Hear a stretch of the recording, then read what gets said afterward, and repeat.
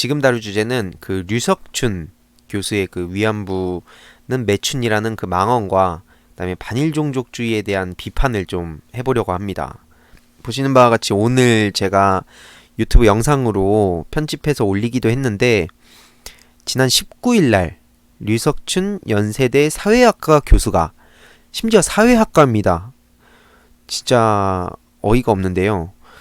아무튼 위안부 이게 매춘이다 라는 식으로 발언을 하는데 한 학생한테 한번 해볼래요? 뭐 지금도 그래요 뭐 이러면서 뭐 이제 술집 얘기하고 막 이렇습니다. 이것 때문에 지금 진짜 난리가 났는데요. 뭐 지금 그래서 연세대학교 지금 내부와 그 다음에 이 뭐 여야를 떠나서 거의 대부분의 국민들이 정말 그냥 제정신이 박힌 국민들이라면 지금 일제히 비판을 하고 있죠. 그게 당연한 거고 그게 정상입니다.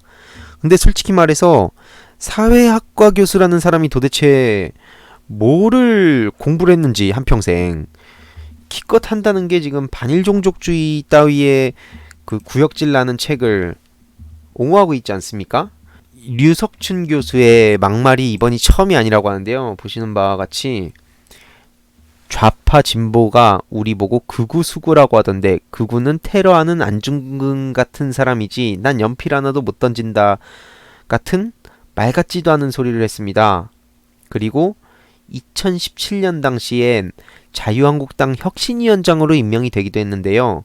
당시 내가 아는 뉴라이트만 해도 일배 하나밖에 없다. 일배 많이 하시라 하며 청년들에게 일배 활동을 권장하기도 했고요. 이 밖에도 2005년에 친일 미화 등 역사 왜곡 논란을 촉발했던 뉴라이트 전국연합에도 참가했고 역사 교과서 국정화를 찬성하는 모임인 올바른 역사 교과서를 지지하는 교수 모임의 일원으로 활동한 대표적인 우파 인사고 박정희 대통령 기념재단 이사, 이승만 연구원 원장, 그리고 태평양전쟁 A급 전범인 사사카와 료이치가 세운 일본재단 자금으로 설립된 재단인 아시아연구기금 사무총장을 2004년부터 2010년까지 역임하기도 했다고 하는데요. 심지어 2017년 당시 자유한국당 혁신위원장으로 활동할 땐 박근혜 전 대통령 탄핵에 대해서 허무맹랑한 이야기로 탄핵당했다. 정치보복을 당했다고 주장하기도 했다고 합니다. 아니 진짜 참 뭐라고 해야 됩니까 이거 도대체. 뭐부터 무슨 말을 해야 되죠? 내가 진짜 일본에서 여러분 그 참고로 있잖아요. 위안부라는 말도 사실은 저는 개인적으로 쓰면 안 된다고 생각을 합니다. 이게 표현을 해야 되다 보니까 어쩔 수 없이 이게 위안부라는 표현을 자꾸 쓰게 되는데 사실상 그 일본에서 강제로 그렇게 성범죄를 저지른 건데 그걸 갖다가 위안을 했다라는 식으로 표현이 되는 건 전 좀 적절치 않다고 개인적으로 생각을 합니다. 그래서 제 개인적으로 생각했을 때는 일본군 성범죄 피해자라고 저는 불러야 된다고 생각을 하는데요. 일본에서 제공받은 게 그 반일종족주의에 대해서 좀 얘기를 해보자면 일본에서 제공을 받은 게 총 8억 달러죠.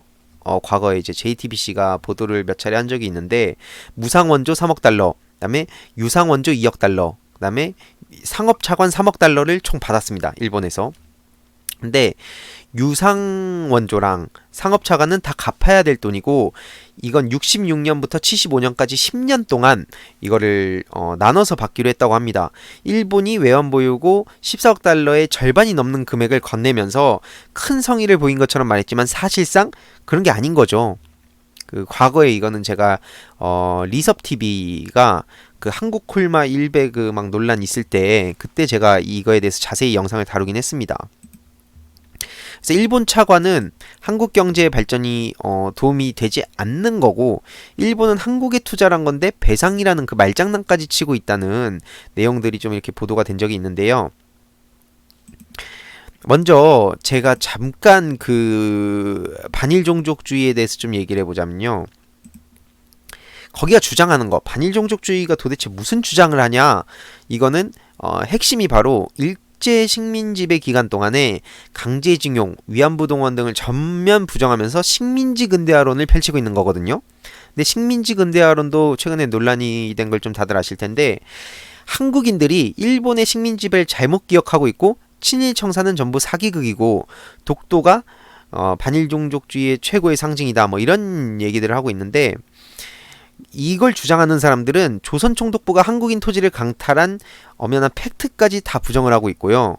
그다음에 65년도 한일 청구권 협정 당시에 그게 최선의 합의였다고 주장을 하고 있고, 아까 말씀드렸던 일본군 그 성범죄 피해자 분들도 그게 아까 그 류석춘 교수처럼 매춘이었다, 당연한 거다 뭐 이런 식으로 헛소리를 하고 있는 겁니다. 쉽게 말해서 식민지 근대화론은 식민지 체제의 근대화 효과를 되게 강조하면서 일제의 그 지배를 굉장히 미화하고 있는 건데요.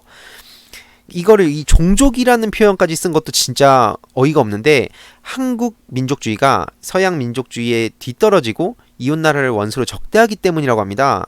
이게 진짜 헛소리인 게, 여러분, 그 지난번 영상에서도 좀 자세히 다뤘지만 책에 있는 그 자료 통계도 다 조작하고 날조하고, 그럼에도 불구하고 이게 서울대 교수라는 타이틀을 갖고 있으니까 사람들은 뭐 그렇구나 하고 생각하게 만든다는 거예요. 이제 그거를 아는 이영훈 교수 같은 뉴라이트 계열의 또 이 반일 종족주의를 찬양하는 신친일파들은 그걸 교묘하게 이용하고 있는 거죠.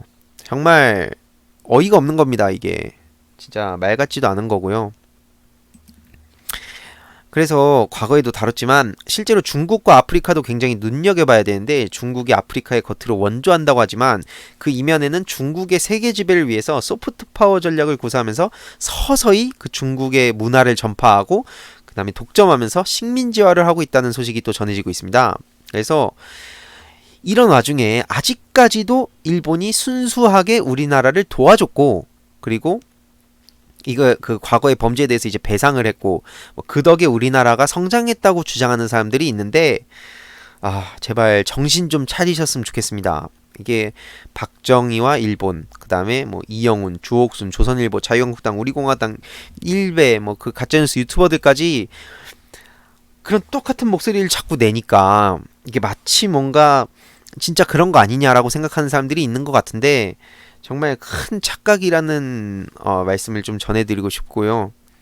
진짜 솔직히 말해서 반일 종족주의는 조국 그 법무부 장관이 과거에 구역질라는 책이라고 표현을 해서 잠깐 이 꼬투리를 잡는 사람들이 있었는데요. 저는 개인적으로 생각하기에 진짜 그것도 절제된 표현이라고 생각합니다. 지금 생각을 해보시면 진짜 개인적으로 봤을 때 이 반일 종족주의라는 거에 대해서 뭐 팩트 체크를 해주신 분도 많이 계시지만, 확실한 거는 그딴 주장을 하는 사람들은 제발 그 과거의 역사를 진짜 공부 좀 제대로 해보셨으면 좋겠습니다. 정말. 자, 그래가지고 아무튼 이 반일 종족주의에 대한 생각과 뭐 류석준 교수에 대해서 좀 얘기를 해보고 있는데요. 이게 진짜 과거에 뭐 그 내용도 다들 아시죠? 과거에 제가 이 한일 청구권 협정 당시에 그 이 다 끝났다고 주장하는 가짜뉴스 유튜버들이 있는데, 이 2015년에 일본 외무성이 전 세계에 공개한 홍보 영상을 보면 일본의 원조로 아시아가 번영할 수 있었다고 하면서 대표적인 사업으로 당시에 서울 지하철과 포스코 건설을 다뤘습니다. 근데 이게 그 전범 기업 미쓰비시에 의해서 당시에 납품가가 2배 가까이 부풀려졌던 게 바로 서울 지하철 사업이고, 당시에 그 일본에 그 납품하는 지하철 객차랑 우리나라에 납품하는 거랑 너무나 이 차이가 많이 났어요. 그래서 과거에 이 일본에 뭐 이제 사회당 마츠우라라는 의원은 이 문제를 지적을 했었고, 또 뭐 일본이 제공한 차관을 쓰기 위해선 일본에서 생산된 특정 품목을 구입해야 한다는 조건까지 걸고, 아까 말씀드렸던 전범기업 미쓰비시와 철강제를 수의계약 맺게 하고, 기술 영역도 우리 업체가 참여할 수 있게 해놓고 뒤늦게 말 바꿔서 결국 우리는 하청 작업에만 참여할 수 있었고, 게다가 그 공예 산업도 한국에 떠넘긴 건데요. 진짜 옛날에 그 1950, 60년대 당시에 일본의 중금속 오염병인 이타이타이병과 미나마타병으로 환경오염 문제가 심각해서 가급적 공해산업을 한국으로 떠넘긴다는 식의 내용이 공개가 된 적도 있습니다. 그래서 과거에 아베의 외할아버지로 기시노부 스케라는 전 총리가 있는데 그 사람이 그 전쟁 당시에 만주국 A급 전범으로 기소가 돼서 실형을 살기도 했습니다. 그런 사람한테 악수를 하고 훈장도 제가 또 줬다는 걸로 알고 있는데 제정신이 아닌 겁니다. 한마디로 이게 도대체 뭔 이런 그 반일 종족주의라는 거의 뿌리가 친일로 이어져 있고 아시아 연구 기금이라는 것 자체가 일본의 그 재단의 후원을 받아가지고 그걸로 한국에서 일본 친일적 발언을 하는 그런 거나 마찬가지거든요. 이게 근데 거기서 막 교수라는 타이틀이 있고 뭐 변호사, 뭐 전 검사, 판사 뭐 이런 게 붙어 있으면 사람들이 이렇게 뭔가 신뢰를 갖게 되는 그런 게 있는데요. 전 그런 거부터 깨부셔야 된다고 개인적으로 생각합니다.